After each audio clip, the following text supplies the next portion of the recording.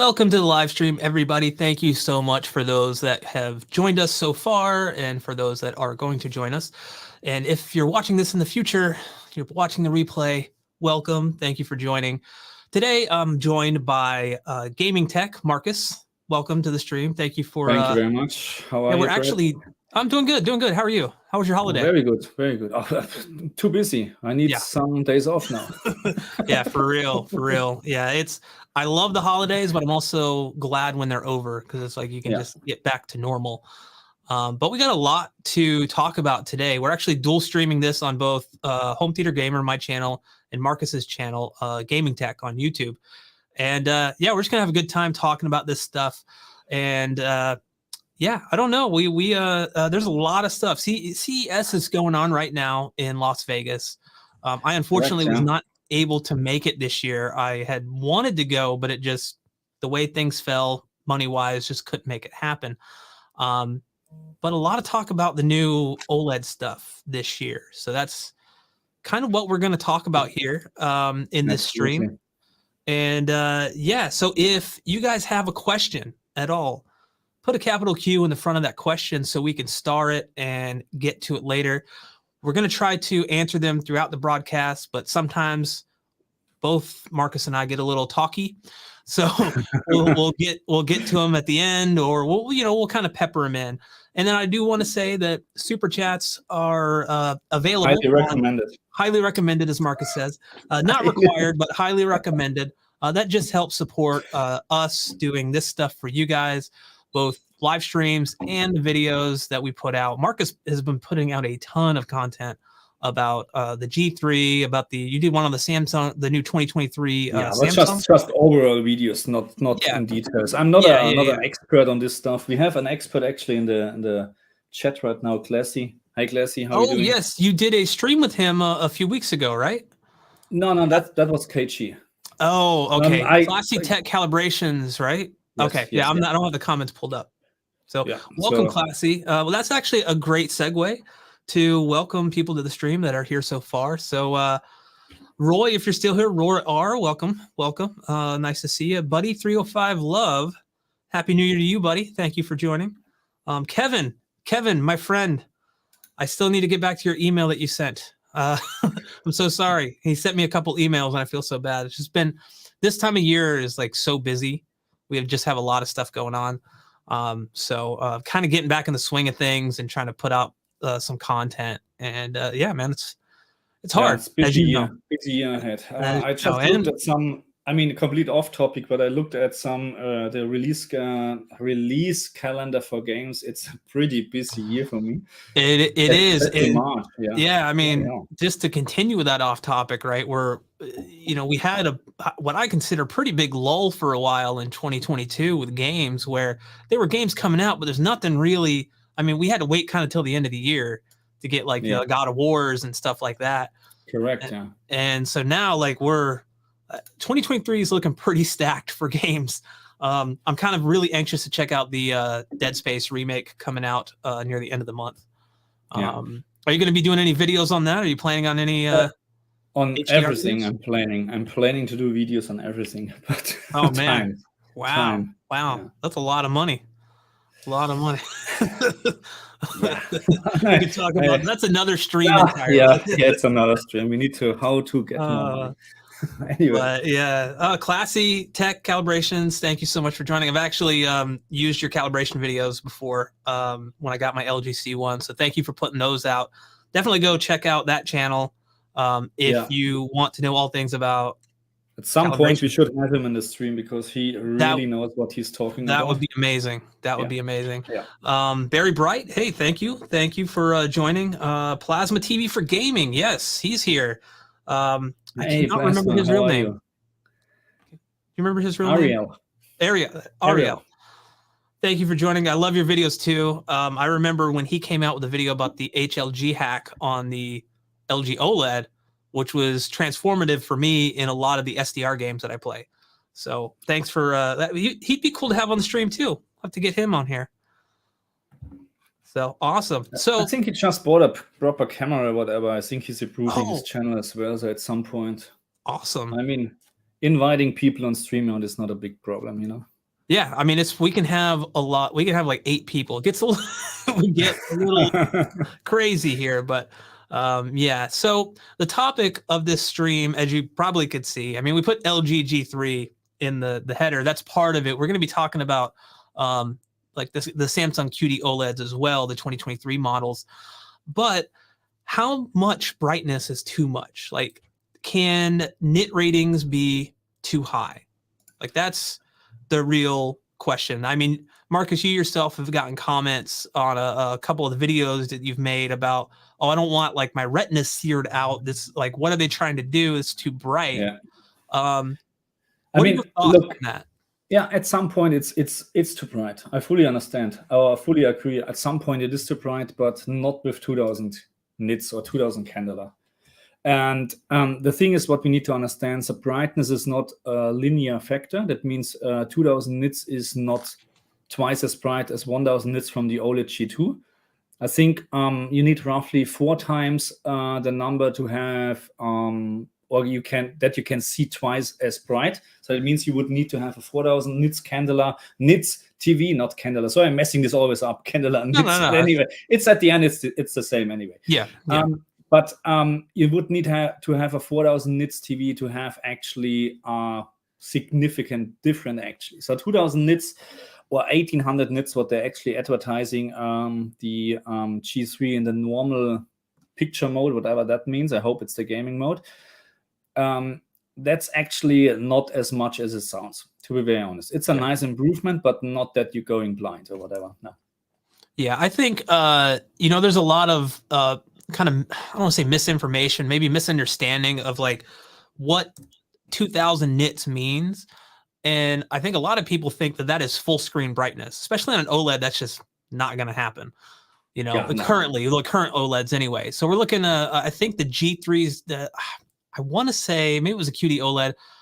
They're talking about 250 nits of full screen brightness, right? Which, so if people aren't aware on OLEDs, as the bright part of a picture takes up more of the screen, the lower the overall brightness is of the whole display. For that, really, like we're talking about like full white, right? Like full white screen. Then we're not getting that really 2000 nit brightness. No. But that just refers to like those 2000 nits. That's why they call it peak brightness, right? So it's like if someone has a sword, it's the glint of that sword when it hits the light. We're talking about these really small specular highlights most of the time. Yeah. But it really depends on the content too. And I think movies and games are very different, in my opinion, in terms of what like movies are typically done, with a finite amount of brightness. So like, they may be using Dolby Vision to, say put that up to 10,000 nits. But with games, it's like you can maybe go higher depending on the game, right? Yeah. Okay. So right now, the majority of games and movies is roughly, if I'm not wrong, not mistaken, a maximum 4000 nits. Yeah. The majority. So we have Uncharted on the PC and consoles, which goes up to 10,000K, and we have other games, of course, as well, which is too much, of course. But the game's looking absolutely fine in terms of HDR. Uncharted is one of the best experience what you can have. But what we need to improve really on TVs, and you talked about this already, is the full screen brightness. That's what really needs to go up. And then I would agree that probably 2000 nits on a full screen bright, that's a little bit too much, But this is what we need to improve, because the difference between the peak brightness on an OLED and the full white screen brightness is way too much. And even they're improving this by this year. It's not, I think it's reaching a little bit over 200 nits now, which is, I think, compared to this one, I think it's 160 full white, and that's not much. And this is the ABL, what you can see all the time, especially when you're using desktop stuff like this, what I'm using my G2 as a monitor. When you move windows around, it's really obvious, absolutely obvious, but that's how it is. Nevertheless, I would not trade this again with an LCD. No. I real quick, I'll mention that I went from having it was a Vizio P Series Quantum X. It was an 85-inch TV, was around $3,000. It hit about 2,900 nits, so almost 3,000 nits. And it being an LCD, you know, that comes with its own trade-offs, you know, in terms of like overall black levels and stuff. But I never found it to be extremely bright to the point where it hurt my eyes. But my wife was a lot more sensitive to that stuff than I am. So in a completely dark room, it could be blinding depending on what you were watching and depending on what the content was mastered at, depending on if you had dynamic tone mapping turned up. You know, there's a lot of variables, right? Yeah. But there were times where I was like, okay, this is getting a little too bright for me. And we're close to 3,000 nits, right? So when I went down to the LG OLED, I was kind of concerned with it being only 800 nits, you know, on the C1 or around there. I think after calibration, I measured around 780 nits, something like that, 790 nits, which is really good. I mean, you know, after calibration, you're going to lose just a little bit. But that infinite black, that actual black was made a huge difference that I didn't even realize, especially in a completely dark room. So suddenly those 800 nit highlights, well, yeah, not as bright as the 2,900 nits. Yeah. Like you were saying, it's not linear. Like our eyes don't perceive that as 3 times as bright or 2 times as bright, right? Like you think it would, but it just doesn't work that way. Yeah, no, I was, you know, because many people asked me actually when I bought the G2 and I compared it with the CX, I was on my own a little bit disappointed because the difference is visible, but not as you think, not like day and night, not even close. I mean, what I found is the, how should I say, the full screen brightness on the G2 is slightly better than on the CX. And this is what you can see more obvious. And this is actually really what we need to improve, the full screen brightness. Specular highlights on the CX looking good. And also on the G2, and of course also on my QN95B, if they would finally fix the stupid firmware. But anyway, that's a different story. Again, another live stream on that alone. I want to give a shout out to Buddy305 Love, gave a $10 super sticker. Thank you so much. Much appreciated. Thank you very much. That's amazing. You know, thank you for all your support, and thanks for everyone in the chat so far. Just I'm loving the comments I'm seeing. I'm gonna try to highlight some here real quick. Classy said, and he brings up a really good point, and honestly, he's a professional calibrator. He knows way more about this stuff than we do. I'm an enthusiast. I'm not an expert. The same with me. I'm not an expert at all. But I'm always willing to learn more. Like if I don't know something, I'll tell you, hey, this is what I've read. Here's you know what I've found. But you know, take with that what you will. You know, that's how I typically learn. Is I just read and read and read, and I'll learn from other people. But he says 100 nits to 1,000 nits is about an equal jump from 1,000 nits to 10,000 nits. Which so you can see this is then not much actually. Yeah. So I mean, look, it is much, but it is not that much what people think. Right. It's kind of like that. There's a thing with audio where I'm gonna butcher this again. This comes on the spot. I think it's like something that's plus 3 dB is perceived as twice as loud. I think so. Or something like that. But it requires. Yeah, it requires way more amplifier power than you think you would need. 3 dB. That's a lot. It can be a lot. When I used to do a lot with audio stuff, that's correct. So to get 3 dB, you need to have a lot more power. But anyway, it's always just numbers. You know, we need to consider that those are just numbers. What we see and what we can hear in real is completely different. And when I made my video about the G3, because I knew that this topic will come up, it's too bright, and I put this in a little chart. And it's actually very hard to find something online in terms of what or how bright is this actually in real life. You know, when you look outside and you have the sun just reflecting on the concrete or whatever, how bright is this actually? It's very hard to find something. And most of the time it's actually measured in lux, not in nits, because it's a different, you know what I mean? Nits lux is just when you take something from the screen, and lux is the overall brightness. But it's very, very hard to find something. But I found that on an average day or whatever, with a little bit clouds or whatever, you have already 30,000 nits outside. Yeah, you know, at some point. So, and this is not even that you show or look in the sun at all. You know, that you can't look in the sun. Of course, there's no way. But it's very bright outside, believe me. And no TV can display this. No TV.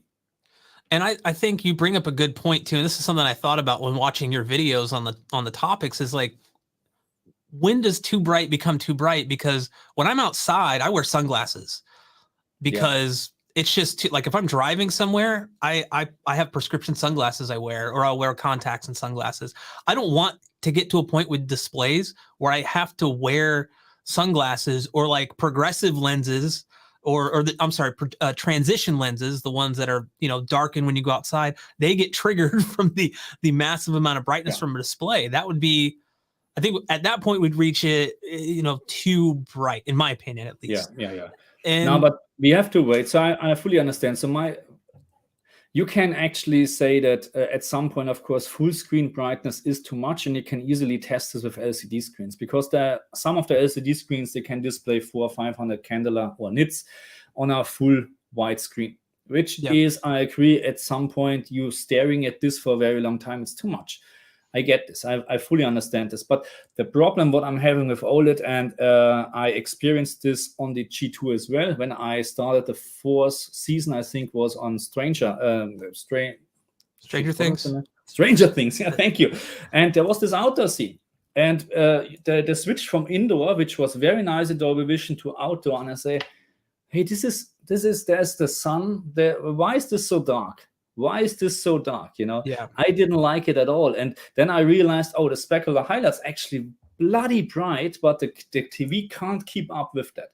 So what I did is actually, and now, Glassy, sorry for that, but I switched to the not correct Dolby Vision mode, which has, which actually brightens up the whole scene, like dynamic tone mapping or something like that. And it was much better. It was just much better, because you know how it looks in real life, and then you watch something and say, this doesn't add up. You're expecting a very bright picture. And that's why in some games, and I know it's also not correct according to other big YouTube channels, but I couldn't care less, I'm increasing the paper white settings. And I know it's not correct to have the same, how should I say, what's the right name? I mean, you can't just increase paper white setting, so for the brightness on the screen to, let's say, 350 whatever, without destroying the rest of the picture in terms of specular highlights whatsoever. Absolutely correct, but in some games I have to do this, because otherwise I don't like it. And this is what I'm expecting from OLED TVs, that we don't have to do this in the future, because the average picture brightness will be already higher. So you can actually reduce the setting a little bit, because it's already bright, and the rest goes for specular highlights, which then gives you a great contrast, of course. Yeah, I agree. We got a couple super chats I want to highlight real quick. So thank you guys so much for the super chats. Much appreciated. Thank you very much. A Classy kind of answered this in the chat, but we'll highlight Classy's comment as well. So Face23BNKY, thank you again for the super chat. Much appreciated. Thank you very much. Any info on about the LG C3? Which is, I would consider the C series kind of LG's flagship series. The G3 is but a lot of people, it's more expensive, obviously. And the C3, I think, is probably their bread and butter. I even watched like a digital trends video where they said the same thing, and I definitely agree with that. We have a few some info about it. Classy actually brought it up.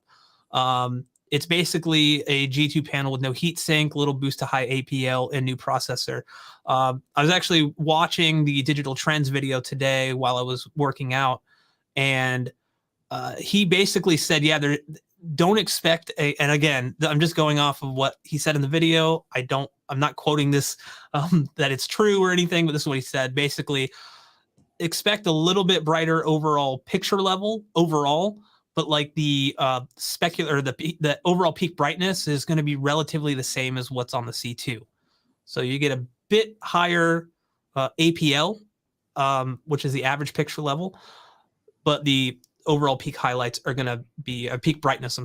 Will be identical to the C2 or the G2. I can't remember, honestly. It's G2, which is fine because it's almost 1000 nits, so it's because when you calibrate, it's actually below 1000 nits, 950 at my panel, but it's fine.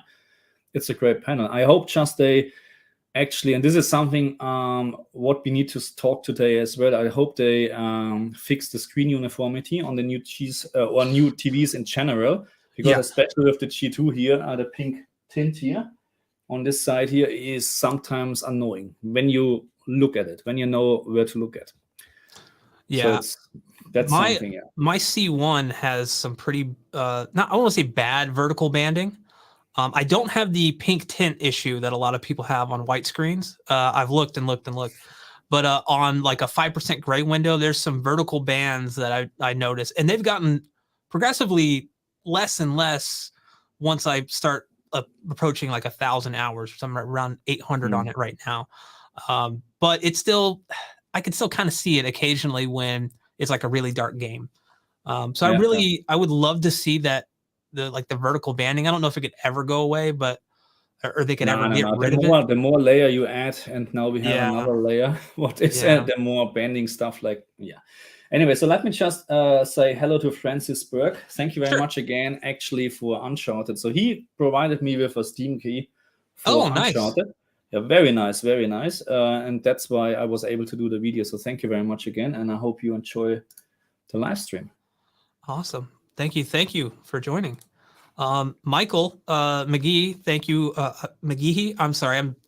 I'll just say Michael. Thank you again for thank you for the super chat. Much appreciated. Thank you. He says, great convo, guys. I'm on the other end where I want a 42-inch OLED for PC use, PS5, and streaming, and 42-inch OLEDs are too dim for HDR. Need improvement there. I don't have experience with 42-inch OLEDs. It's actually something I've been thinking about for a monitor, replacing the two I have back here with just one large screen, and then using zones for my editing and stuff. And I was looking at the 42-inch C2, obviously because you can't get a 42-inch C1, or else I'd be looking at that. I think 48 would be a little too big.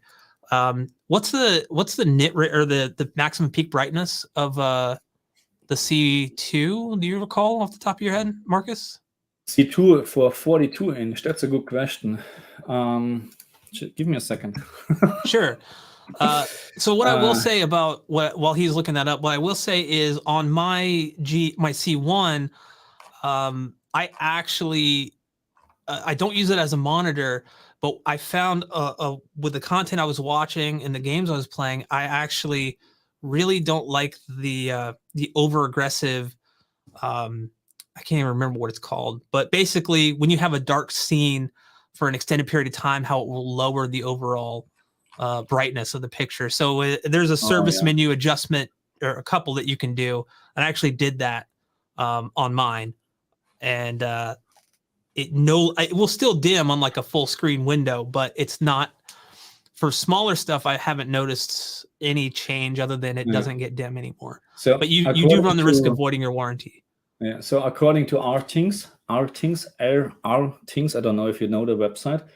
It's great websites actually testing a lot of TVs, and they saying it's 700 candela for a 10% window.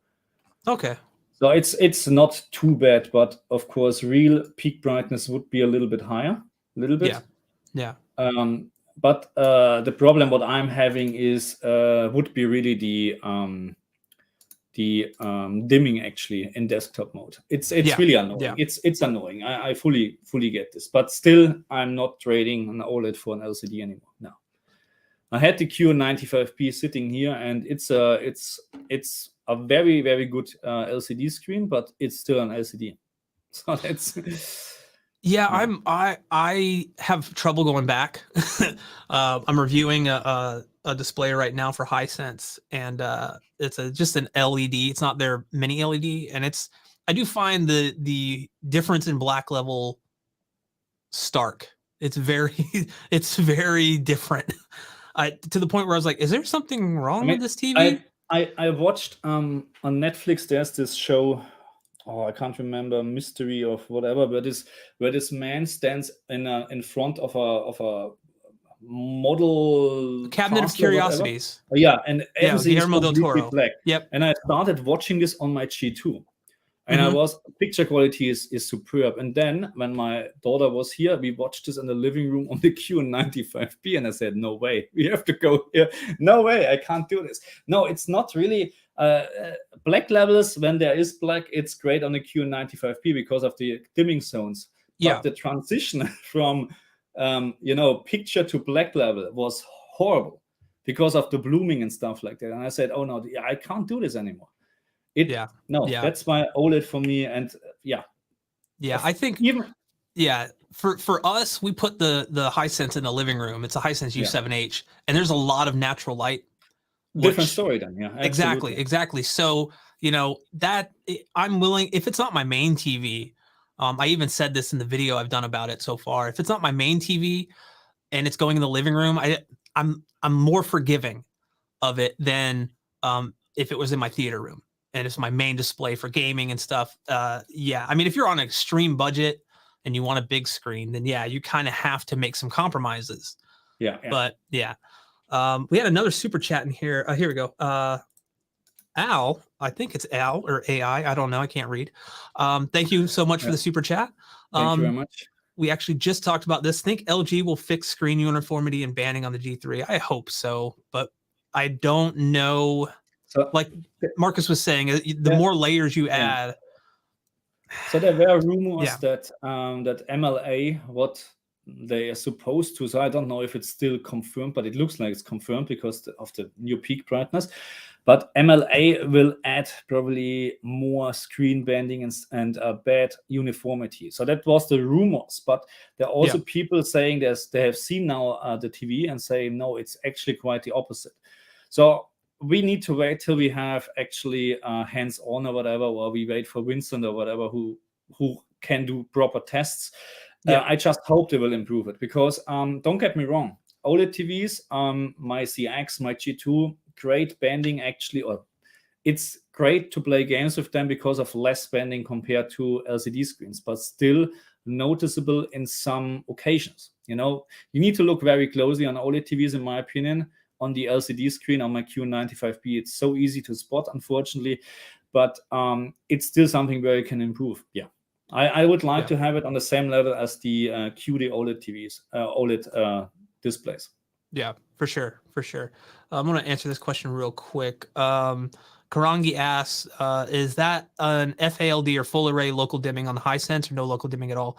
It is full array local dimming. It's an 85-inch display and it has 128 dimming zones. So compared to the competition, doesn't have a lot. But it's also I was pricing it around the time they sent it to me at $1,500 for an 85-inch display, which it does 4K 120 with a little kind of weird issue that's fixable. But to get the kind of screen size out of that, I mean, picture quality is really good for the price, but it is not OLED good. And I don't even think they're competing for OLED at that price, No, probably not. No, definitely not. I'm curious to see their new mini LED set that they announced too. I know it's a little off topic for what we're talking about here, but topic is, can it beat a bright? And no, not at the moment. Not at the moment. Thank you very much, Jimmy Harrison. Yep, thank you for the super chat. Much appreciated. Just love you guys' channel. It really helped me on my decision buying an OLED. Watch you guys every time you put something out. Thank you so much. It really means a lot. Welcome. Thank you. We spend a lot of time. I think we could do a whole live stream on how much time we actually spend making videos versus how much time we actually spend playing games or watching movies. Not commenting on this. People can look up the score, whatever, on PSN or on my Xbox. They know exactly I'm not playing much. Yeah, games. It's a lot. So when lot goes into the stuff we put out, and but it's different. I'm not a content creator for games, for gaming. Not at all. Yeah, and I started doing some Let's Plays on my second channels, but I don't have time for this anymore. It's hard. It's hard. Yeah. Anyway. Drea asks, what are the two monitors behind Brad? So this is the Monoprice 34-inch ultra wide. This is both of these were sent to me to review a long time ago, and I got to keep them. This is a Monoprice 34-inch ultra wide. I can't remember what it's called. the actual name. I think it's the Dark Matter, their Dark Matter line. And then this one over here is the BenQ EX2780Q. It's 1440p, 144 hertz. This is also the 21:9, 144 hertz. So, but yeah, I would love to get just a massive screen, like a massive OLED screen, especially for doing content creation and stuff like that, color correction. Oh yeah, that's why it's actually really good, because my G2 is calibrated, and I'm checking when I'm doing new settings for my camera. I'm checking this always on my G2. I know it's not a professional monitor, but it's very close. And if I'm doing this on my LCD screen, which is here right now, which is just a TN panel with, I don't know what the coverage from the color is actually here in sRGB, probably really bad. No, don't do it. Yeah, don't do it. Just to follow up on Karagi, he was asking what the Hisense was. It's the he's in the UK. Okay, so this is the US version. This is I want to clarify, it's the 2022 display. It's not a 2023 display. So it's their U7H. It's their older one. They have the U7H in the US, which is their like LED one, and then they have the U8H in the US, which is their mini LED one. And they only offered to send me that in a 55-inch, which for the living room was not big enough. Let's see. Jimmy Harrison actually gave us another $2 super chat. Thank you so much. He asked Marcus, any updates on the game room? Any updates on game room? It's done. I'm sitting here. It's done. I think he's asking, maybe if he's asking like, have you added anything recently or done anything to it? No, but I think that where you can see this G2 here, there will be sitting a G3 as soon as possible. That's the only update what you can expect this year, because it's a very expensive year. That's another stream. right. Again. Yeah, there's just so many things we could talk about. So would you consider, are you considering the same size, a 65-inch, or would you go like a 77? No. I'm always going for 65 because of the room and because of the viewing distance. So I have 1.8 meters, or I don't know how many feet or whatever that is, but not even 2 meters away from the G2, which is absolutely fine, 65-inch. So if I would buy a TV for our living room, I would not buy 65-inch. I would go maybe 77 or even higher. Yeah. But that's a different story. Because I'm sitting very close here, 65 is more than enough. I would agree, especially like because just watching your videos, you have that single chair in there, right? That you can kind of move to where you want, like if you're playing on the CX or the G2. Whereas like me, I have the theater seats that never move. So of course, I went with the 77-inch only because I had sold the Vizio because of problems with it, which Vizio for a long time was my go-to budget brand for people, but no longer. But I sold that to someone who didn't care about the issues, and I bought the 77-inch C1, which I wanted the 83-inch, but at the time we were talking about almost double the price, and I just could not. Like I was able to sell the Vizio for around the price that I bought it for, because they had raised the price of that display. So I was able to get the C1 for very little extra out of my pocket. Whereas I would have had to shell out, another almost $2,000 or so for the 83-inch. And I didn't really feel like the 6-inch increase in size. Like, the room I put it in was small enough. It's like an 11 by 12 room. So, but still, I would love to go with an 83-inch. So LG, you want to send me the new G3 to review? I would love to do it. I think BD Installer just did a video on a 97-inch. Was it 97? Maybe I'm wrong, but it was massive. It was unbelievable. But that's like I have this this discussion with a friend of mine all the time, because that's, I think it was the LG G2, the 97-inch is about $25,000 to $30,000. And I'm like, that's out of the realm for pretty much most people, like 99% of the people. But if we can get like I think TCL actually has a display that was 97 inches. Again, it's an LED, but if you're putting it in like a living room or something, it was like $5 or $6 grand around Black Friday, which think about almost 100 inches for around $5,000. Like, it's not bad. 10 years ago, 5 years ago, forget it. Like, that's, come on. I grew up like, with the 32-inch big 500 kilo TV things. Anyway, okay. So yeah, we got a lot of questions and comments. I'm trying to star these here yeah, as we get through them. And I mean, we have all Art Vanderlei. Hey, how are you? He's in anybody welcome. Yeah, we've been talking for a bit, but welcome to the stream. Thank you for joining us. Much appreciated. Yeah, if we're missing something, we're really sorry. When I'm looking in this direction and not here, that means I'm reading comments. Okay. Yes. So yeah. I think it's a live stream. People are used to it. Yeah, we're just trying to get through comments and questions. Yeah, let me hear this. Classic Tech, I wouldn't get a QD-OLED monitor. I fully agree with him. I would not get a QD-OLED monitor. And what I just realized, because I was actually looking for monitors, maybe to improve something in terms of editing or whatever, but the Alienware QD-OLED monitor, they're actually not very good in HDR as well. I mean, peak brightness, yes, but they're actually falling way behind in terms of HDR compared to an OLED, a real OLED TV actually. So this is what I found. So it's then you have the color fringe on QD-OLED TVs, QD-OLED monitors or TVs as well. Yeah, which would probably drives me crazy. So that's why WRGB OLED TVs, there's no color fringe at all. You have such sharp letters or numbers on the screen, it's unbelievable. And maybe so QD-OLED monitor maybe just for gaming and watching movies, but even then people saying they see color fringe at some point. I mean, depends how far you sit away probably. Yeah. But not for an OLED, not for a monitor. I would not get a QD-OLED monitor. For playing games, that's a different story. But I fully agree with absolutely here. Absolutely. Yeah, I want to see a QD-OLED in person in my home outside of like a showroom or a like an exposition or I went to CEDIA a few months ago and was able to see a bunch of this stuff. But again, you're in a brightly lit show floor.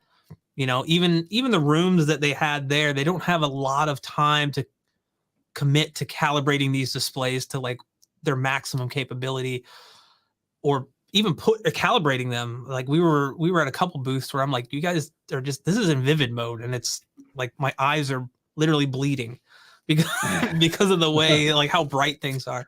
But I won't name any brands there. But yeah, it was a little weird. Big integrator designer thing to not do that. But so we have just hang on, we have this here. Oh yeah, Kevin, we will put a link. I put the link in the description or after the live stream ends. I can't put a link anywhere in the comments here. Correct. Oh yeah. YouTube is not allowing this. We do it later. Yeah. Sorry. Yeah. So we will link the classic. Just look for classic tech calibrations. It's really sharp. Yep. So we're gonna actually get to it. We have a ton of questions. Yeah, just get to it. Yeah, and I'll throw this up real quick. If you have a question, we're gonna be just kind of blazing through questions now. Put a capital Q in the front of it so we know, and it's easier for us to see. We're trying to go through, but the comment section is going a little crazy here, so it just helps us be able to see, when you guys have a question. Even if it's something that's been asked, we can still just say, hey, we answered that, but here's the gist of it. So. Yeah, let's so we have the link to the classic. We did that one. Kevin, I was able to no worries. Go ahead. Oh, sorry, go ahead. I was able to put the link in actually. It looks nice. Yeah, okay. Yeah, so awesome. So Kevin asked, does game setting on an old 2010 Sharp Aquos TV help in any way? So typically a game setting on a display removes a lot of the extra processing that the display has in it. So you're reducing that input latency, or not input latency, just the overall latency or the lag, because that's a big, a big issue, especially like on older displays, because the input or the lag or the latency overall could be really high. I remember I had an old plasma that had like 60 milliseconds of latency, did not have a game mode. And I somehow back in the day adjusted to that. Whereas now I don't think I could play it because I've gotten so used to Below you know, 10 the milliseconds. the C1 where it's like I don't even use the boost mode on that. I just use the standard. And it's like I couldn't feel a difference actually, to be very honest. I noticed some like the near black gamma like raise a little bit when you enable it. So I just said, you know what? I calibrated it in standard. It's literally a 3 millisecond, 4 millisecond difference. I can't tell the difference. So I just leave it on standard. But you know, your mileage will vary there, and it just depends on the display itself. So you might have Kevin, you might have luck Googling the specific model number and finding out information on the latency numbers on it, and that will tell you. But usually, so I can clearly feel the difference between a game mode and non-game mode. I mean, so if the game mode works well on your Sharp TV, then just go ahead and use it. There is no doubt about that. No. Yeah, what I've read on Reddit of all places that some people just don't use game mode, and I'm like, why? Maybe I don't know. I calibrated all the different modes on the display, and I'm like, I can't not use game mode. Like it looks the same to me visually. So we have Kenneth from, if I'm not wrong, from Puerto Rico. What's the best setting for the LG C2 2022 model? I don't have the C2, but I would. It depends, of course, what in terms of gaming or movies or whatever. I mean, look, the pre-calibration from my CX and also the G2 in game mode is actually really, really good. So there's not much what you need to change in terms of filmmaker mode. They're of course also I wouldn't say very accurate, but close enough. Let's say like this. When we're talking about now Dolby Vision gaming mode and stuff like that, they're absolutely far off. Unfortunately, compared to other picture modes, but that's it. So in general, to be very honest, it really depends what you like to watch. So I'm watching my Dolby Vision content in the Dolby Vision Cinema, was it Dolby Vision User, Dolby Vision Cinema User, I think it's called. Yeah, because it's increasing the picture brightness a little bit. So it's not correct, absolutely not, but I like it more. So at the end, it's really absolutely up to you what you like more. You never get a perfect calibrated picture out of the box on any TV, not at all. Some TVs are much better, some TVs are bad, but if you like to have the best experience, you would need to have a calibration on it. Yeah, but in general, nowadays the TVs are very good actually with the out of the box setting. Close enough. Let's say like this. You actually bring up a really good point, because as technology has progressed, I think there's a lot, someone mentioned in the comments, but there's a lot of that fear of missing out now, right? Like people think that they have to, get their displays calibrated when they don't actually know what the benefit of a calibration is. So when they'll go through the process or pay someone to do it, and suddenly, wow, my display looks dimmer than it was because I'm used to watching in vivid or standard mode, right? So that's something to keep in mind. Like when you, at the end of the day, there's accurate pictures, and that's awesome for people that want it and know it. Like Classy, I'm sure he's like, I'm the same way. I want it to look accurate. So you kind of have to know what that looks like or have the expectation. But at the end of the day, like just go with what looks best to you, especially if you're, it's your TV at the end of the day, Correct, yeah. There's information out there to get the best out of it if you want a more accurate picture, but it just sometimes is not necessarily what you want. What you prefer, Yeah, exactly. No, absolutely, I agree. So we have here IB4G-Man. Why does SDR on a lot of games look better than HDR? I wouldn't say a lot of games. So first of all, it really depends what TV monitor are you using. If you, and excuse my language, if you use a very shitty monitor, because I would even say, so if you use HDR on a monitor, then you most likely have shitty HDR. I'm sorry, there are a couple of good HDR monitors out there, but just a few, not a lot. And you have to spend a lot of money. So compared to TVs, HDR monitors is in general shit, to be very honest. So that's what I experienced, okay? So, but if you now watching HDR content on Sony, Samsung, LG TV, then in most of the cases, actually, HDR should look better. Yeah. In most of the cases. You have very bad examples in SDR, like, let's say, Callisto Protocol, where you have elevated black levels, unfortunately, in HDR, and you have to change settings on the TV to make it better or to get it on the same level as SDR. But when we're looking at Horizon Forbidden West, God of War, Uncharted, Gran Turismo, Forza 5, Gears 5, those are examples where you have great HDR, and I would never go back to SDR to play those games. Never. I 100% agree. 100% agree. That might be based off of our last live stream where we said, why is HDR so broken or something like that? Because it's broken. There are a lot of games that out of the box, like, just don't have a great HDR presentation. It might be fake HDR, which is SDR put in an HDR like container and output at HDR. So it will depend on the game and the type of content. But there's a lot, like Marcus said, he mentioned a ton of like excellent HDR presentations. So I would 100% agree with him. I want to highlight Sean Turner's comment. Thank you for the super chat. Much appreciated. Thank you very much. He's asking, what gamma do you use? 2.2. My LG C2 is still weird with ERAC. I don't know. Enhanced audio. ERAC. What is ERAC? I'm not sure what that is. Wondering if it's my AVR or maybe EARC. Yeah, probably this. Because any suggestions? Oh, I mean, maybe that's two different questions. I was thinking it was all one. Two different questions. For me, the gamma, I can say that when I calibrated it, I just I think for standard dynamic range, I did the was it the BT 1884?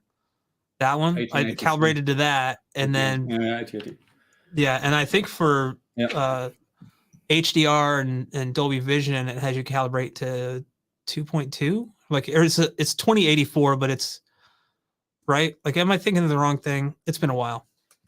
Yeah, no. So it depends on you as well. What you like more, but I prefer actually Gamma 2.4 or BT 8086. Yeah, which is the same as 2.4. You can't really see it with naked eyes, to be very honest, the difference. He said EARC. So for EARC issues, I don't have a receiver that supports EARC, so I'm actually going out of I'm using standard ARC, but I'm thinking of, there's like a little $50 adapter you can get on Amazon that will actually trick your display into thinking that your receiver supports EARC, and you get like the full uncompressed 7.1 PCM or Dolby Atmos from the Series X. So I'm thinking of getting that and testing it out. I put this up in my last video for the CX because there was a new update, and I always do some testing about updates before and then I publish a video about it, because this is what people like to see, to be honest. And I like to provide this service because it's important, because we know what a wrong firmware update can do actually to TVs. And I know there's a lot going on with the audio return channel, not just on LG, it's with all combination, because that's the problem. And I mentioned this in the video because we have millions of soundbars, we have millions of AV receivers, and even actually audio return channel should be a standard. Well, it is a standard actually, because it's over the HDMI protocol. So there is so many issues out there, and I can just say that I don't have any issue right now with my AVR and the G2, and I have enhanced audio return channel activated, and there's no problem at all. And it was the same with the CX, but this can be because I'm using a Pioneer AV receiver. If you now use maybe this particular model, maybe a different model from Pioneer has issues. You don't know. It's just a pain in the ass. It's the same with HDR implementation in games. It's a mess. That's how what I can say about EARC real quick, or ARC in general, is I have a slight audio delay with it, and I could never get rid of it, and it bothers me to no end. So my ultimate goal is to buy a new receiver or a pre-pro that has HDMI 2.1 functionality, where I can just plug the consoles directly in.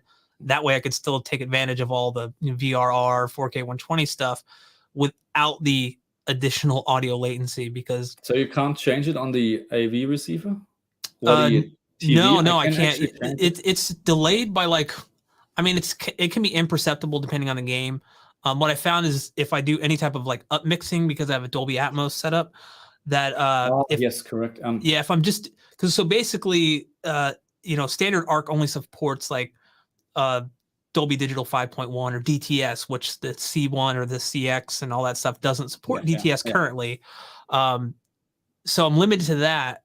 It does support the lossy Dolby Atmos from the series, or no, just from like the Apple TV, but the Series X does not support the lossy stuff. Like it's just like whatever you set in the menu. Yeah. But anyway, if I do up mixing, it adds an additional like 75 to 100 milliseconds of latency, which is a no-go for gaming audio. So I for a long time I've just been running regular ARC, and then occasionally I'll kind of do some tests and figure out like, oh, I think one of the recent updates fixed a little bit of it where I actually had to use optical for a while instead of HDMI ARC, but it since has been addressed in a firmware update. I don't know if that was just maybe me or doing the factory reset like on the TV did something that fixed it, but I haven't had the same delay issues with ARC in terms of, you know, before where like,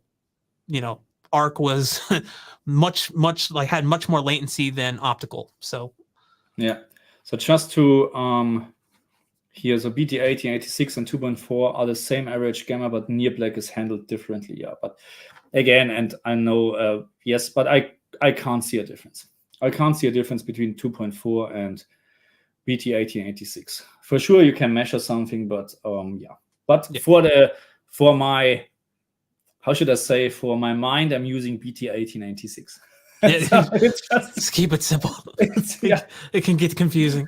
Let's see. Oh, we have Max Chample in the house. Hey, how is the CES? Are you in the CES? No, you're not, or? Tech with KG is in the CES, or is within the CES. How are you doing, Max? I'm not familiar with him. He's also doing a lot of live streams with KG and Glassy sometimes. Okay. And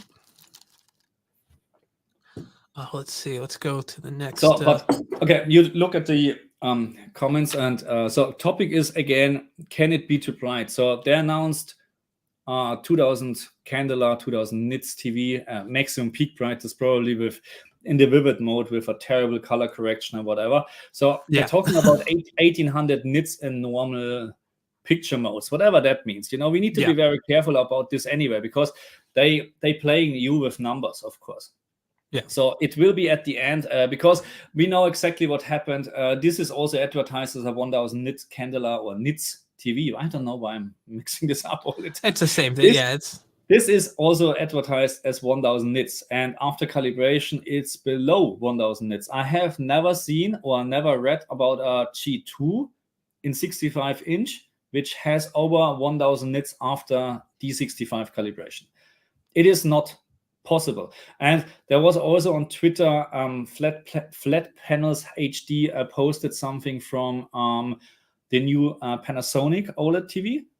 And they said over 1600 or 1500 nits or whatever, and they measured this with luminance meter.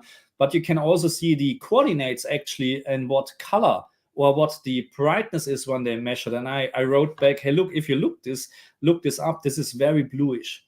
You know, after calibration, there's not much left from 1500 nits, so maybe 1300, whatever. So, but this is, of course, how they fool people. It's just normal. So we need to be careful, of course, when this talking about 1800 nits, because at the end, maybe it's just 1500, which is still better than nothing. But it's just right now. And the next comment that we'll highlight actually kind of says this. Dave asked, still don't know anything about the nits of the C3 this year. I would like to switch from G1 to G3 or C3. It's still too early to have a more precise picture of the new 2K23 panels. So right now, I'm not able to go to CES. We're reading articles and watching videos about it. But for me, it's like I don't have one on hand to kind of tell you exactly. You know, we know, like we've read that the C3 will have around the same overall peak brightness as the C2, but with just higher overall average picture level. But again, that's just based on what I've been reading. I don't, there's not a lot of numbers out there flying around right now. They're just kind of giving ballpark, you know, absolutely. guesstimations. And what we need to consider, and I mentioned this also in one of my video, is the color accuracy. Oh my God, color volume. Let's say it is color volume on WRGB TVs compared to QD-OLED TVs is not great. It's still enough for. Don't get me wrong. It's still more than what you need, but it can be better. And this is something what needs to be improved, hopefully by this year. But I have my doubts, because if they're just adding brightness and not color volume, then we're ending up actually with worse colors than with the previous models. So this is a very big advantage from the QD-OLED TVs. And as far as I understand what Samsung did to improve their brightness this year, they're not adding any, or how should I say, they don't have this white pixel as the WRGB. Yeah. So they're just improving probably their RGB pixels in terms of brightness. And if they can do this, then you don't lose color volume, most likely. You maybe have the same color volume, just much brighter, which is a big advantage. Yeah. But of course, there are also disadvantages as well. I hope they fix the what is the name for this, when you have a QD-OLED TV in a very bright room, that everything looks actually grayish, you know? Oh yeah, because of the way it receives the light. Yeah. Which maybe result in very good or no banding at all, almost no banding at all, but you have then this disadvantage. So this is something. So Classy actually says WRGB OLED has enough color luminance for DCI-P3, which is 99% of current content. So very good point. Very good point. So are we sure this is happening after the increasement of brightness as well? Yeah, that's my, you know what I mean? Yeah, that's my.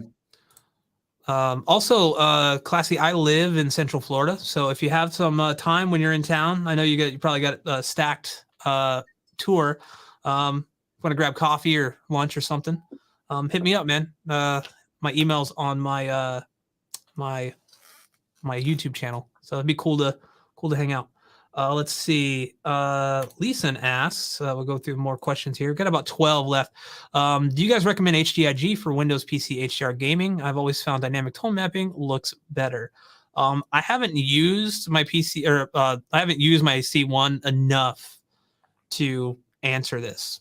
Do you have, I mean, Marcus, I think you have your PCs hooked up to your TVs. So do you have a little more insight to this than I do? It depends on the games, to be honest. So right now, HDIG in a normal desktop mode, HDIG is always enabled, because dynamic tone mapping on is way too bright, in my opinion. So also you need to consider, you can change even your PC runs in HDR mode on the G2 or CX or whatever monitor you're using or TV you're using. You can adjust the SDR brightness, the SDR in the HDR picture mode brightness, okay? And you should do this, okay? In my opinion, I think 35, when you put it to 35, is around 200 nits real output. But it really depends on the game, actually, because some games are looking really, really nice in HGig, and other games are too dull, in my opinion. And therefore, I'm recommending to use dynamic tone mapping on. But that's something what you need to decide for yourself. If you like dynamic tone mapping on better, because dynamic tone mapping off in many cases is actually not the right choice if you're not talking about Uncharted with 10,000 nits mastering. But dynamic tone mapping on is, it really depends on you. It will gives you a higher average picture brightness on scenes where not many specular highlights are visible, but it will not increase the maximum peak brightness of your TV. There's no way. The only thing what is really happening, let's say you have a HDRG as this brightness and average picture brightness, dynamic tone mapping on in certain scenes will just increase it. As soon you have specular highlights on the screen, dynamic tone mapping will be the same as HDRG. Okay, so just in darker scenes, dynamic tone mapping on has this brightness. This is something what we need to understand, and that's why I don't like it that much, because it takes, of course, some time to adjust the picture. That means when you play and run around, dynamic tone mapping on is adjusting the picture brightness all the time.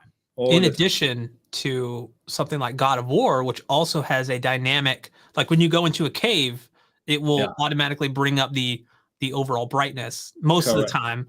But a lot of games have that where it's meant to simulate how our eyes actually react to light. Correct. So now you're doing that, the game's doing that, and then now you have dynamic tone mapping on top of that, trying to figure out as it's changing. So it can take a little time to catch up, like you were saying. And again, it's not increasing the maximum peak brightness of the display. It's just changing the overall tone mapping to make it a bit punchier, brighter. And depending on the game, I think, like you said, it can come down to personal preference, but like I, for the longest time, had a problem getting Cyberpunk to look great, even after the latest update. And then following your guide where I think you recommended dynamic tone mapping on that game. Yeah, dynamic tone mapping on is and then like a brightness decrease of like 1 or 2 clicks, right? To get rid of the black level rays.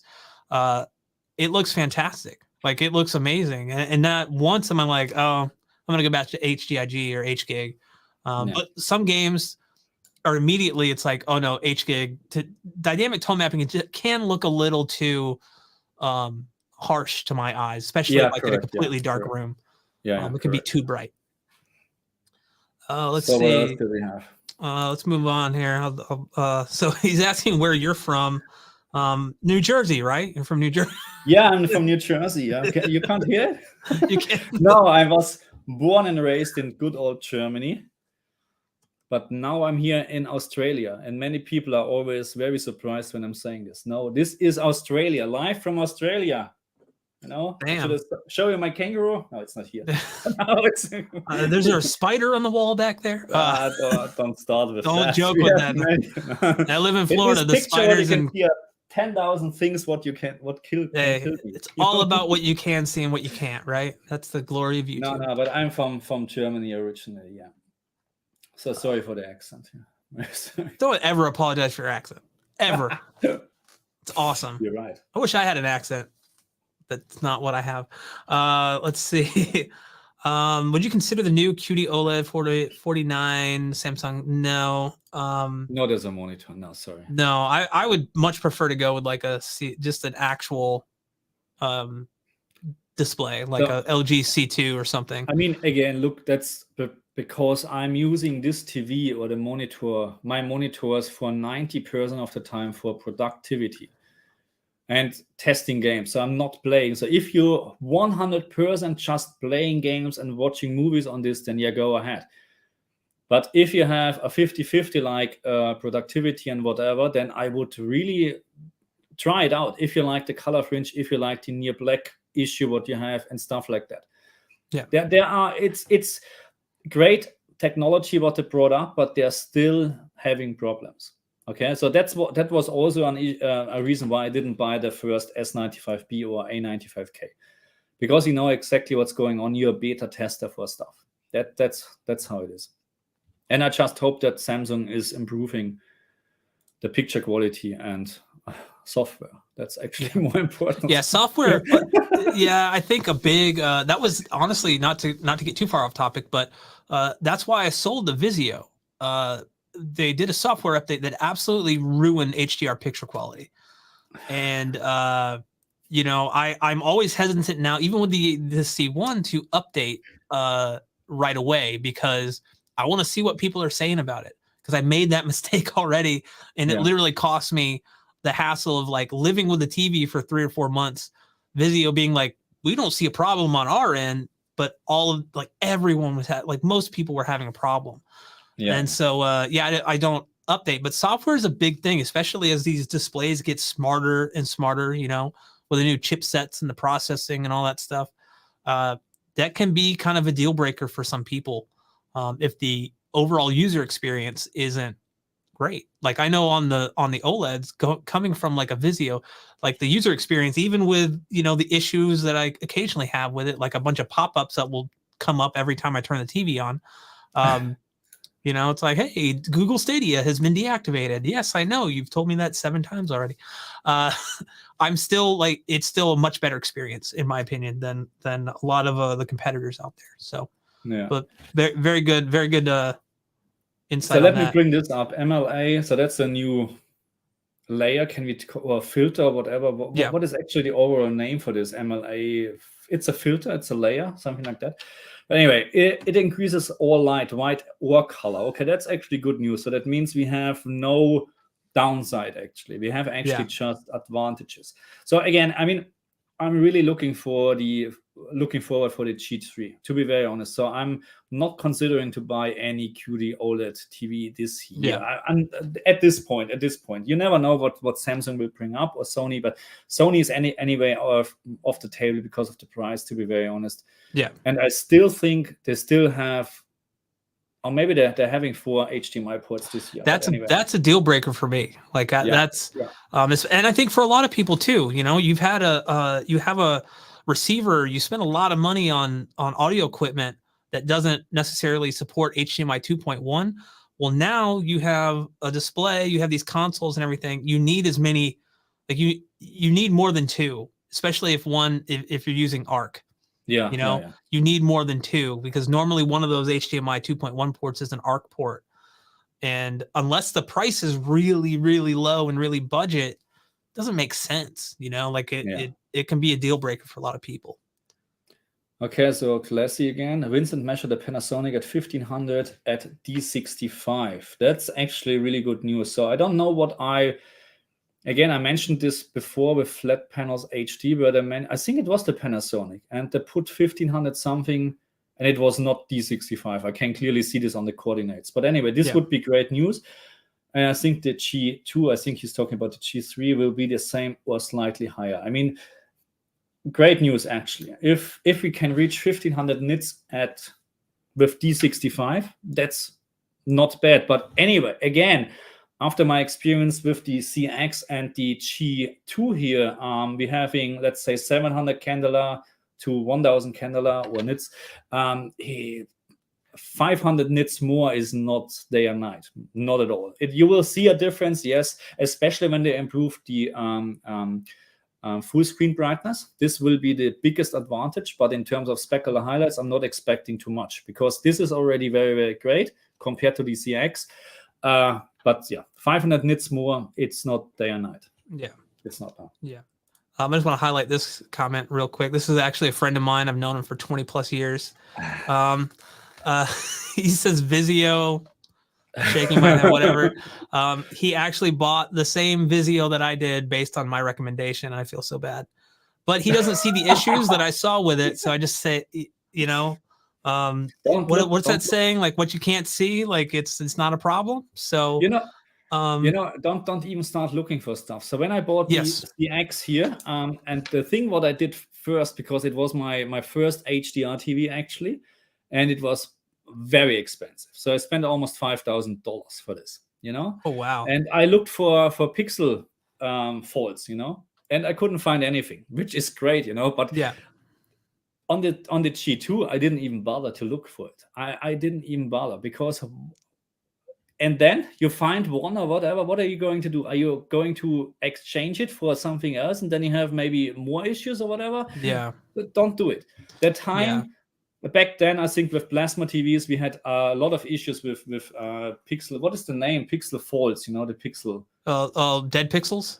Dead pixels. So dead pixel. There were a lot of issues with that. But nowadays, don't even bother. Really, don't even bother. The manufacturing process is so good nowadays, and and even you have one dead pixel, you will not notice it for sure. Yeah.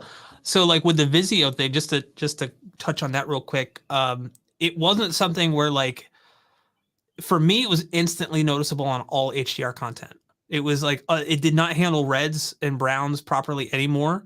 So like a movie like The Martian was unwatchable because of it literally looked like compression artifacts all over the screen. Oh, nice. And I actually did a full video about it. And but if you don't see it or you don't watch a lot of movies like that, then like more power to you. I'm envious of people that can't go looking for problems, because the first thing I did when I got my C1 was look for dead pixels and look for screen uniformity, even though it was brand new right out of the box, which is something I don't think you should do with an OLED, but maybe you should, just depending on the type of person you are. Just because it changes over time. That's the problem. So, and I can understand that you like to have the best product because you spend a lot of money. It's still a lot of money what you spend. So even the prices are maybe getting a little bit better, but I understand this, and I fully understand that people want to have the best, but believe me, there's not the best TV out there, and you can end up with a worse TV than before, you know. So it's really very, very hard. But I get it. I get it. All right, let's move on here. Oh my goodness! We got it's getting very hot today in Australia. So they're expecting 39 or whatever today. Oh wow, wow! I'm so happy. We have a cold front in Florida right now. Like it's literally like supposed to get like down into the 40-degree Fahrenheit tonight. I don't know what the say is. I'm sorry. It's not my fault. It's not my fault. We've never converted to it, but you change it. Let me bring up my conversion. I don't know yet. No, I think it's cold, yeah, probably. It's I mean, for Florida, it's cold. Like we are, so no comment there. What's the best looking game to get on Xbox Series X so I can see how good the OLED looks at its best? Oh, it's Ori and the Will of the Whisper. That's a great one. If you want something a little more action, Gears 5, I think looks excellent. And then if you're into racing games, which I'm not, Forza Horizon 5 is another one that is constantly recommended. It has excellent HDR. I'm not quite sure. Was it Ori, the Will of the Wisp, or the other one with the Blind Forest? Whatever the sequel is. HDR. Yeah, the sequel will also do 4K 120, I think. Oh yes.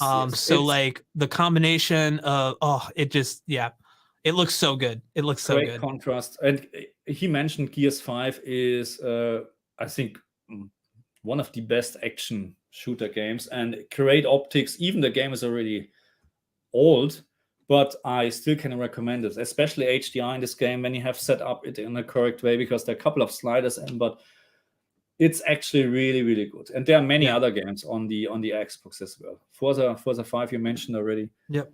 You know, It Takes Two. Art Vandelay said It Takes Two, which is a co-op game. That looks great, but from my memory, it doesn't support HDR. I don't think there was HDR. I think it was just SDR. But I'm not quite sure anymore, to be honest. You have Elden Ring. Elden Ring is, but you must you hate or like. Yeah. I won't play it. My controllers are too expensive to keep breaking them like I do. When I don't break them, but my time is limited for gaming, and I'm sure those games are great, but they're just not for me. Not for me. No. All right, let's see. We'll move on here. This is comment. Everyone is getting FOMO this time of year. Yeah. I just bought my C1 last year. But to me, I'm a like every 3 to 4 year buyer, unless something goes wrong with the display, as in the Vizio we had for a year. I ended up selling it. But had the thing is, had the Vizio not gone the way that it did, I don't know that I would have ended up with an OLED as soon as I did. So, it's one of those like hindsight's always 20/20 type things. I don't regret it. But it's good. It's good because and now I can't go back. That's my problem. I can't go back. I need the same here. I just bought the Q95P to have a reference actually for LCD screens as well. Because my plan is still to provide, of course, settings for different TV models, which is a lot of work because anyway. But after realizing how, I wouldn't say bad, but there are so many disadvantages with LCD screens compared to OLED screens. What I personally don't like, other people may think differently, but this is for me, my own preference. There's nothing better for gaming or watching a movie than OLED. Full stop. That's my personal opinion. Maybe other people thinking differently, and even my Q95P, the peak brightness, what I am after calibration is 1700 nits, which is on the number significant higher than on the G2, but in real, to be honest, the better specular highlights are on the G2 in terms of details. And I compared this, and I made comparison videos, and I know it's really hard to see it on YouTube, but what I can see with in real, it's not day and night, but it's a big advantage for the OLED TV. Even the peak brightness is much lower.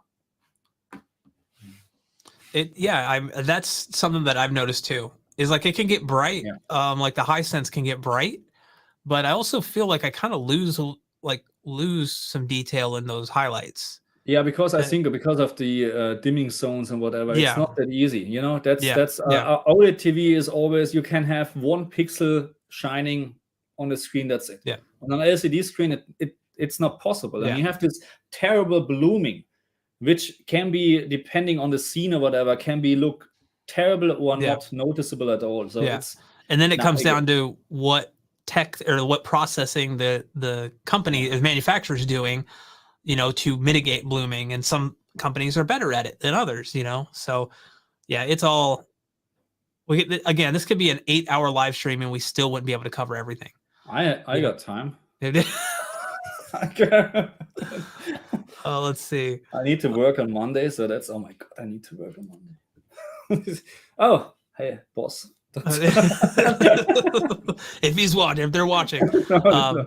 So Brother Bon asked, if the G3 is substantially better than G2, would you buy it? Sadly, I'm feeling the TV tech fever and may get G3 when I just got G2, LOL. I think, again, it just on paper at least, it looks better, but like wait until we get like some real world, you know, reviews, some tests. Vincent, the HDTV test does is, you know, measurements and all that stuff, RTings or ratings, get their stuff in.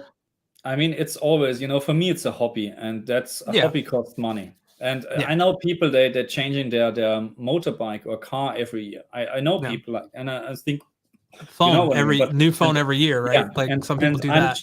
I'm changing my TV every year, and people saying, you know, so it's, you know, what's the point? You spend money on something what you like to do, so go for it. And if the G3 is not bad compared to the G2, I will upgrade. I think it's an upgrade, because with the new MLA technology and whatever, and more peak brightness, that's exactly what I need for the channel, you know. Yeah. And I will try to keep my CX. No worries at all. Okay. I will try. I don't know where to put it and how to explain this to my wife, but I try. Why did this TV show up today, sweetheart?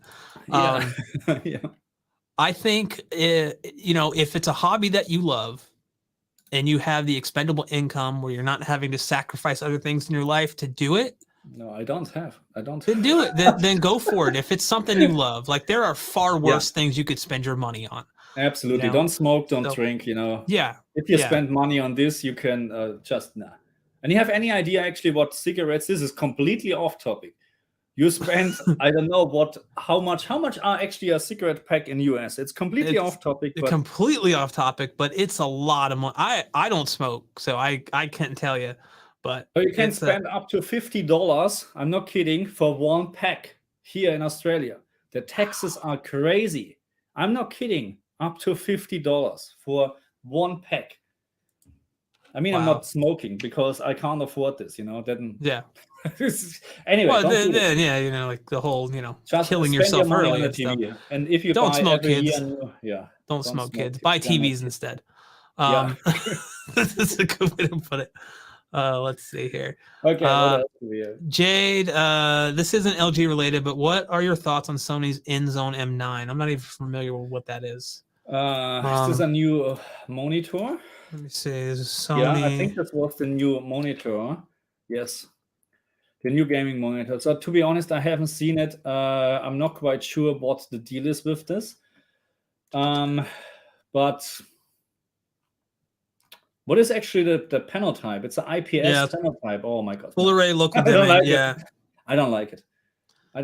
It's a IPS panel type. I mean, great viewing angles for a monitor, but to be very honest, contrast will be very, very bad. I'm just looking at RTings at the moment. Yeah. It's probably on average monitor. Full stop. I'd say if you're not used to an OLED, if you don't have experience with an OLED, going from like one IPS or VA monitor or something to another, I mean, more power to you. You know, it depends what you prefer and what you're willing to live with. For me, like I don't know that I would go with it. As Brett said, if you're coming from an OLED TV or you know how an OLED TV looks like, and then you go to an IPS screen, it will kill you. Believe me, the contrast is absolutely worse. I would rather have actually a TN panel. Even the color volume is very, very bad, but TN has very fast response time, better black levels, and I would rather have this. VA also has some disadvantages I don't like, but for me, OLED TV, okay, OLED monitors. OLED all the way. And we will get some OLED screens at some point, smaller ones, no worries. Yeah. And not talking about QD-OLED, I'm talking about WRGB. At some point we get them. If there's the market here. Hopefully there will be. Hopefully. So LG Swaggin 92. LJ Swaggin 92. So which new OLED will get the brightest? I mean, on paper, again, right now we're looking at what the new Samsung QD-OLEDs and the LG G3s. They're kind of around I would the say same. The Samsung, the S95C will probably be the brightest OLED TV until they're releasing an update, a firmware update. Which they're gonna have it. I don't know why they have done this, but there must be a reason, you know, because the TV was able to get up to 1500 nits, and then they restricted it somehow. Maybe there was an issue with. I would say it's power consumption related stuff because anyway. But I would say the S95C will be the most bright at OLED TV. But that's just assuming right now, because comparing the technology from last year to now, maybe it's different. Maybe the G3 will surprise us all. You know, that'd be great. That'd be great. I'm willing to give them the benefit of the doubt until it comes out, and I could see it for myself. Let's see, H2O FSU. How do you think the Apple phone TV calibration performs? So on the Apple 4K TV, they actually have, for those that aren't familiar, actually have an option to use your iPhone, stick it up against the screen, and it will use the camera to calibrate your Apple TV. I've used it. Vincent Teo, HDTV Test, did a video about it. It's not. I wouldn't consider it a replacement for calibration. I wouldn't even consider doing it, to be honest, because there's just, you don't know what you're getting. He mentioned it in the video that it's like it's not accurate. You know, that's the whole point of it. My QN95B has the same option with Android, and I tried it, and I didn't even bother to make a video about it. It's just, it's. No, maybe the out of the box is actually better than after calibration, because it's what are you expecting from this one? I mean, what are you expecting? You know, come on, it's not. Forget it. Yeah, don't do it. Don't do it. Don't do it. The great thing is you can try it. Yeah, look at it and go, I don't like it, or I like it, and then choose for yourself. That's probably the best answer to avoid getting crap from people. Just what you prefer is what you prefer. But in terms of accuracy and replacing a full calibration, heck no, don't do it. Let's see. Sevi asks, what do you think of the HDR and Elden Ring or FromSoft games in general? I don't play them. Looks good. I mean, for what I've seen, some HDR stuff off of YouTube with Elden Ring, it looks good. I'm not a fan of FromSoft, just personally. Nothing against people that are.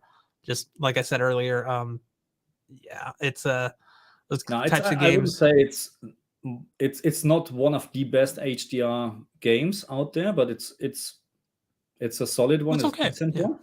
It's okay. So if you like to show your new TV to friends or show off your new TV, then it's not this game. You should play a different one. Yeah.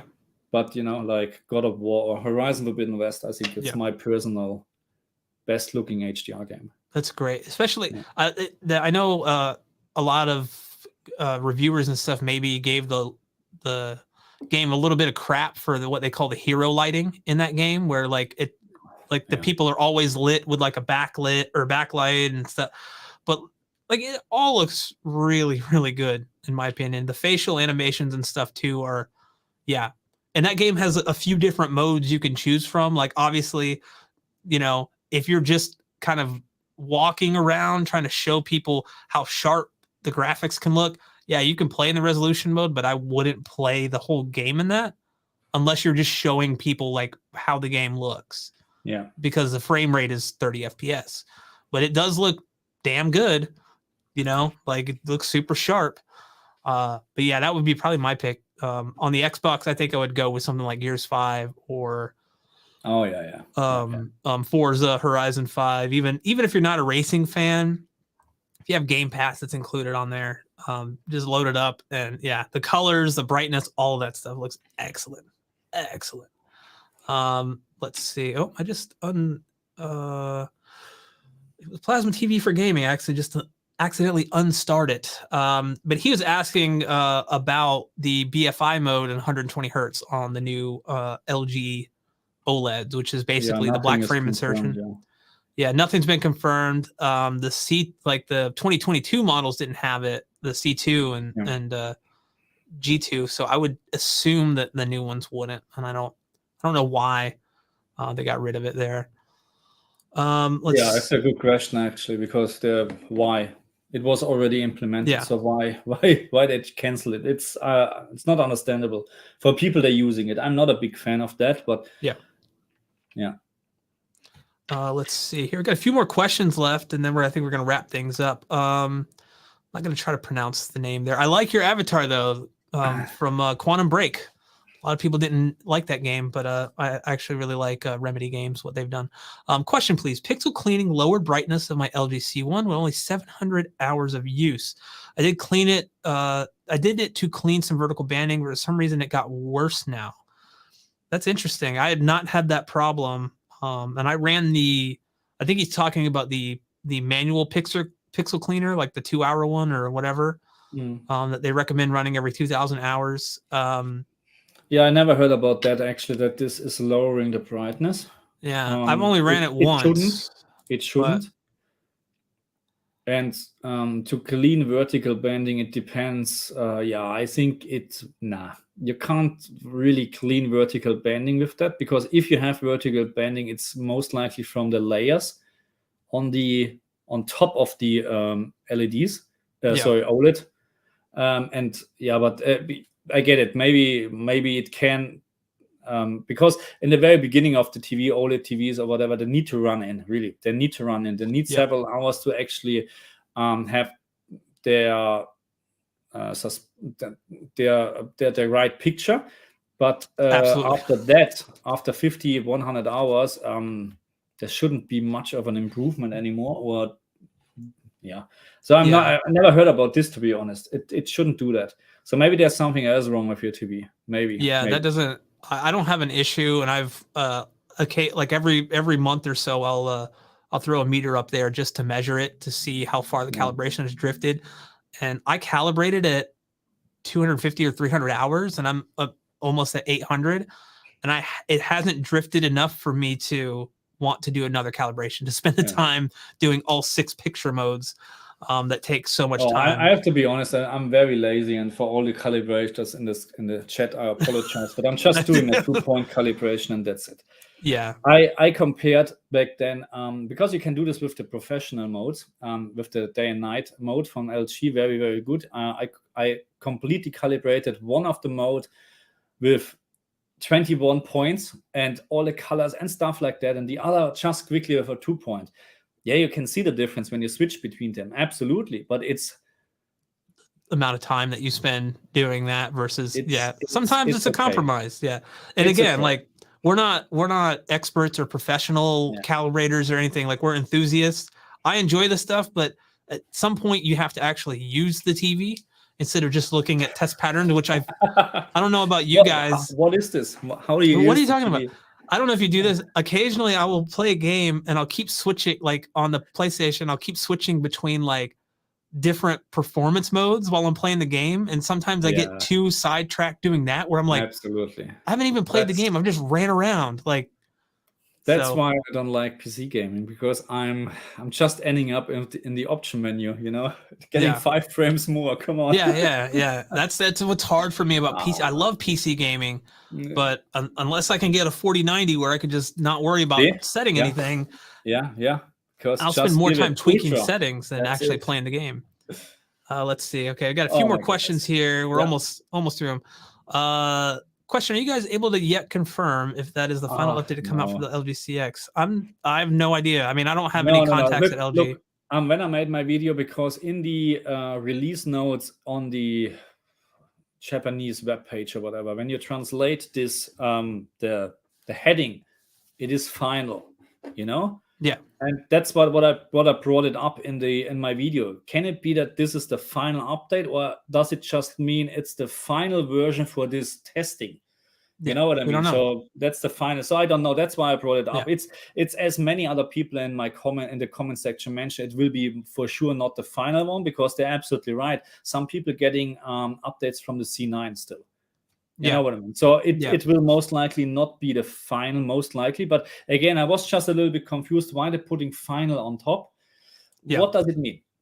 So, or maybe there's a different meaning when you, because this is just translated with Google Translator. Maybe there's a different meaning. Yeah. When you're native Korean or whatever speaker. So no, it's for sure most likely not the last update. Okay. Let's see here. Sean Turner asks, what do you do with your old displays? My brother-in-law, niece, and nephew always get mine. They love it when I ask them to go to Best Buy to transport my new displays.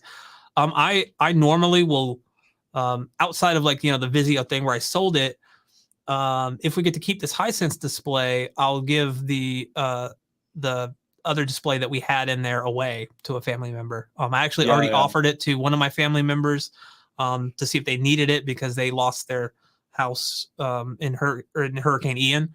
So they're, so I was just saying, hey man, like, I'll try to give you whatever I can. You want some speakers? I have speakers laying around that I don't need. So I always try to gift it before I try to either sell it or donate it to like Goodwill or, one of those because places. anyway, you're not getting much money, to be honest. So even I'm trying to sell my CX, no one, what are you expecting? You're not getting $500 for this TV anymore. No one. way. And I wouldn't buy a used TV. I'm the same. I would rather buy a brand new TV than a used one. Especially an OLED. I feel like when I see horror stories about people buying OLEDs, open box at Best Buy or whatever, they might have thousands of hours on it. And I think there's a saying that you may get burned in. It's not a matter of if you'll get burned in, it's when you buy a store display, you don't know how much type of like how varied that content was, right? Yeah, correct. So I'm not saying that burn-in never happens, but like I'd rather have more control than a store running a display for 4,000 hours before I buy it. It does. So hope that answers that question. A couple more questions left. Zero Games for me asks, is setting peak brightness to 2000 nits on a QN90B too high? No. Is setting peak brightness? I don't know. Can you set peak brightness to that? You can, but peak brightness should be set to high anyway. I think I don't get the question actually, but because it's not too high. No, it's not too high. Well, you mean in games, for calibrating games? Yeah, then it's too high, because it will not reach 2000 nits. Maybe in vivid mode or whatever, yes, it can be, but not in a normal gaming mode. It's not 2000 nits. It's around 1800. So it's not quite there. On the other hand, because you have always dynamic tone mapping running in the background, even with this HGHG mode enabled, so you won't see a much difference between 18 or 2000 nits, to be honest. Awesome. So that's fine. Yeah, go for it. Go for it. Do it. I don't have any experience with that, so I let Marcus take the reins on that one. What's the peak brightness on the A90K Sony? I think it's 600 nits. Yeah, you're probably right. Probably not even that, and it's not a good HDR TV, in my opinion. Just looking at numbers, of course. Just looking at numbers, I don't think it's a very good. It's an average HDR TV, but not a very, very good. Yeah. Okay, but I think it's around 600 nits. Yeah. Gotcha. Gotcha. Okay, so last couple of things I'll mention here, because we were talking about buying used TVs. Buddy305 Love says, hey, I bought a UC9 store display 3 years ago, still going strong. I'm not saying don't do it. I'm just saying I mean, obviously it sounds like you know what you're getting into. Some people don't. They see an OLED, they're like, oh, they're supposed to be awesome, and then they get home, and then eventually they might have something. Look, you know what to look for. What I know, what they're running here in the shops in Australia is always the LG demonstration videos all the time. So and there's no static symbol. There's nothing like that. It's always full screen. So all what you get is actually there will be no burn in at all. All what you get is a old or a used display. Let's say like this. Yeah. But you can have the difference as well. And maybe in the first year they're running just NBC or whatever. Yeah. And then you have NBC, a stick there. So And if you get the C9 for a good price, why not? I mean, it's always at the end at the price, Yeah. Last couple comments here. SNK Nostalgia says, I never needed to use Pixel Refresh. I'm constantly changing content on it. You will eventually have to run it. LG will make you run it a set amount of hours, I think like 2,000 or something. It'll ask you to do it. And I don't think there's a way around that. But, it runs in the background anyway at some point. Yeah. And I think I know on the C1 and maybe the CX, every 4 hours of cumulative use, it will run like its little pixel refresher, the little quick one. It's like, I've noticed it sometimes when I turn off the display, the power relay doesn't click right away. It takes like 5 minutes to click, meaning that it's doing its thing in the background. That runs like all automatically. I think the manual refresher, it'll kind of pop up a notification after like 2,000 hours or so and say, hey, you need to run this to keep your display at optimum performance. So, correct. Yeah. Let's see. I think I have one more. Let me just bring this up. Will Peppa Pig World Adventures release in 2023 be the greatest HDR game of all time? I'm not quite sure if the people are familiar why Quad bringing this up, because I made this video about Peppa Pig. You did. You did a live stream. HDR analyzing and whatever. It was just for fun. It was just joking around with this stupid game, and we had so much fun. And yes, it will be one of the best looking HDR games. I'm very sure. So the developer contacted me already to help them with the HDR integration in this game. Well, are you serious or are you joking? No, I'm joking. I'm joking. I will say, what surprised me is my niece and I, she's 10, we will occasionally play Roblox together. And that game, I think it has auto HDR on the Xbox. So like, it's like, why? It's also one of the only games that has caused my Xbox to crash completely. I'm like, I'm just going to play this on the iPad with her, or actually get her to just play Minecraft with me more. But I think that's going to do it. We have one more. Yeah. Yeah. This is a nice question to end on right here. It's a bit late, but what games are you guys looking forward to in 2023? Marcus, do you want to? There's so many games. Yesterday I pre-ordered Dead Space, the remake, and also Resident Evil 4. I'm not saying we're okay, both on the PlayStation 5. Okay, yeah. Because now I was going for the Steam version, but I realized that actually I don't know why, but one of the game is released on Steam a day later, then I actually can pick it up in store. I confirmed this. It's a little bit weird because you have digital. What's the difference? But anyway, maybe it has something to do with the global release from stuff. Anyway, Dead Space, Resident Evil. We have so many other games coming up. I just checked actually. What else did I? Yeah, we have Hogwarts. I always go month to month.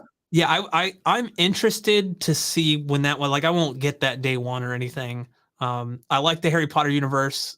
If they can do it justice, everything I've seen so far looks cool, but it also looks like it was made for last gen. It looks very kind of last gen in a way. And it looks, everything I've seen so far is 30 30 FPS. So if Yeah, they that's have what like a little bit I'm concerned about it. Yeah. That's why I didn't pre-order this so far, because I'm very sure that Space and Resident Evil will run at 60 FPS.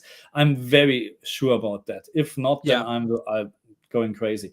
But anyway, so for Hogwarts, I'm not quite sure if this will run in 60 FPS, and I couldn't find any confirmation or so far on the internet.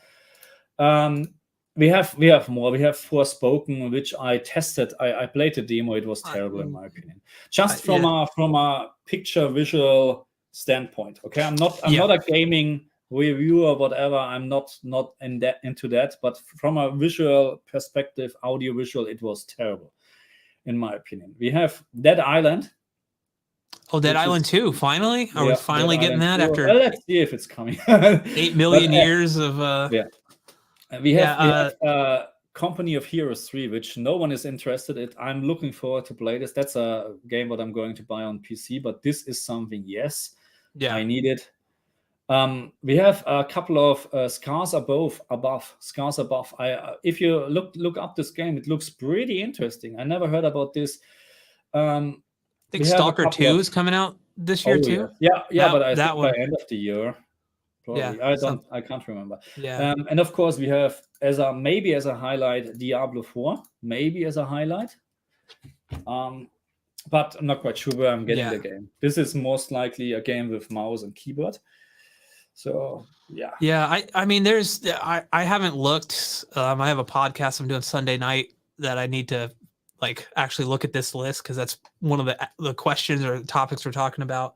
And I'm like, all I know right now, I typically go by quarters, so first 3 months. So right now it's Dead Space remake, which I definitely want to get. I might get that day one, because I finished the Callisto Protocol, and I was just kind of I wanted more Dead Space out of this game. Not that it was the worst game ever. It just I really like it so far. What I played, and it's maybe just 10% of the game. I really do like the game. Yeah. Spider-Man 2, I don't know when that's coming. Yes, of course. I'm definitely interested in that. This franchise, but I'm looking forward in terms of audiovisual quality, of course, and HDR. Yeah. So for me, it's always this year in particular, there's so many more than last year that it's kind of and I can't afford to buy every game, so I got to pick and choose and wait for sale on ones that might, let's see how I manage this. Let's see. And we actually see some people don't want us to leave. They like this so much, so they keep giving us super chats. Yeah, SNK, of course, he loves us. So thank you so much for super chat. Thank you. Says his main excitement is for HEIG being brighter on the G3. Also hoping for better dimming AI. I mean, I'm a huge HEIG fan if it's working as it should be on games. But the downside is that you have some very it makes games darker, but not dark. It makes games darker. Because that's how it is then. Because HEIG is absolutely accurate in terms of the HDR presentation on the screen. That's why it is darker. Dynamic tone mapping on is just faking brightness. Well, faking the picture out. Let's say like this. But with the G3 and the brighter average picture brightness, yes, we will have a brighter HEIG for sure. That's how it is. And you're absolutely right. I'm looking forward to it. Awesome. Absolutely. So I think, do you have anything else you want to add, Marcus? Nah, it's just, it's going to be a very expensive, but a very interesting year. Yeah. In terms of new electronic stuff and games and whatsoever. And I'm trying to covering a lot on my channel, but most likely not everything, because as you mentioned, we can't just afford to buy all the games, and we are not getting any samples or whatsoever. Not at this stage, not at this stage. Yeah, and it's not like I expect free stuff. It does make it hard, because I want to please my audience, and give them what they want. But it's I don't have an infinite amount of money. I don't make enough from this to buy a new TV every year, currently. So, it makes it difficult. Absolutely. Yeah. Oh, someone mentioned Starfield. Sorry, I will say Starfield. I forgot about that. This one as well here. Last of Us live action series on HBO Max. But I don't know. It will come at some point to Australia, probably, or maybe at the same point. Yeah. But I saw the characters. I'm not happy because I played both games and I can't relate to them, or is this the right? They're looking different. Let's say like this. Yeah. It's the same when you watch A-Team, the series, and then you watch the movie. I don't like the movie at all. Yeah. Not at all. And I'm a huge fan of the series. Yeah, and I think like I enjoyed both Last of Us games, even though the second one wasn't received as well as I thought. I mean, I enjoyed it, but for me, it's just like I've already spent time with these characters, and I don't need to do like I guess maybe I'm in the minority in that I don't typically, once I play a game, I don't have the desire to go spend more time in a different medium or on a different medium than what I've already played. Like I'd rather just play the game again because like that's, that was my favorite thing. And there's no way that a TV show or a movie is going to live up to that, and through the years, like there have been so many iterations of, Resident Evil was like the one that I remember being young. The show was terrible. Loving the games, even the original tank controls and all. Then seeing the Resident Evil movie in the theater, going, "What the heck is this?" Yeah, like I was like, "This is." They took the characters from the show or the game and then put them in a movie, but didn't really do much else. They had all this other source material they could have pulled from. It's just to make quick money, It's that's what they're doing. And I'm not expecting too much from The Last of Us. I wouldn't be surprised if there's just one season. To be honest. That's a good point. It's like we're kind of in a point now where like I don't watch shows if I watch shows, which is rare, I don't watch them week to week. I either, a lot of shows are released all at once. I think Netflix is kind of getting away from that too. But like that's how I enjoy watching them at my own pace. Whereas like if I have to wait week to week, I'm not a fan of that. So like I always wait for a full season to finish before I get into it. And by then they're like, well, we're only getting one season. So I'm like, why am I going to bother? Yeah, that's the question, because I started a lot of series and whatever, and then you realize when you're half through to the first season, hey, there is no second one because they canceled it. Yep. And that's what I'm doing now. When something pops up on Netflix, I check the internet. Was it actually finished? Because I'm not wasting my time for this. Yeah. Now, if it's a one season thing and they have like a contained story, then the next season is like something different, kind of like what Mike Flanagan does with the Haunting of Bly Manor and Hill House and all the other stuff, then sure, like that's a one and done type thing. It's like a limited series, but I don't think that's what they're going for with The Last of Us. Same with how they did with Rings of Power on Amazon Prime. They want this to be a massive success, and so they want pump out those seasons. So I probably won't be watching it when it comes out or anytime soon, personally. But I think, that's a high note to end the live stream on. Yeah, I would say so. Yeah. So thank you guys so much for joining us live here. We had a lot of fun talking about this stuff. Again, we could talk about this stuff forever. But I think we've kind of covered a lot of stuff today, talked about a lot of different things. If you're watching this after the fact, thank you so much for checking it out. I might actually clip some of this stuff out, like make smaller clips. So if you're not subscribed to the Home Theater Gamer YouTube channel, definitely check that channel out, my channel. You should do it, Subscribe there. And then if you're not subscribed to Gaming Tech channels, Marcus channels, Marcus's, you should be. It's not possible. It's not possible. You need to be. If the subscribe is grayed out, then you're good. But if it's not, we need to talk. So thank you guys. Again, guys. Thank you so much. Thank you for all that did super chats and super stickers and all that stuff. That's much appreciated. Definitely shows your support for us and what we do. We much appreciate it. And we are definitely going to be doing live streams again. We will. We have a good time. Have a good time talking to you guys. So absolutely, look for that. Again, make sure you're subscribed. I always try to announce a community post at least a few days prior, if not a week, if we could squeeze it. It's kind of hard with scheduling. Yeah, this was a little bit kind of last minute short notice. Yeah, it's a little bit hard to find time, of course. Always, holidays and holidays. He's almost 16 hours ahead of my time here in Florida, so it makes it a little difficult. But we will always, let you guys know. But thank you again so much, and we will catch you next time. Thank you.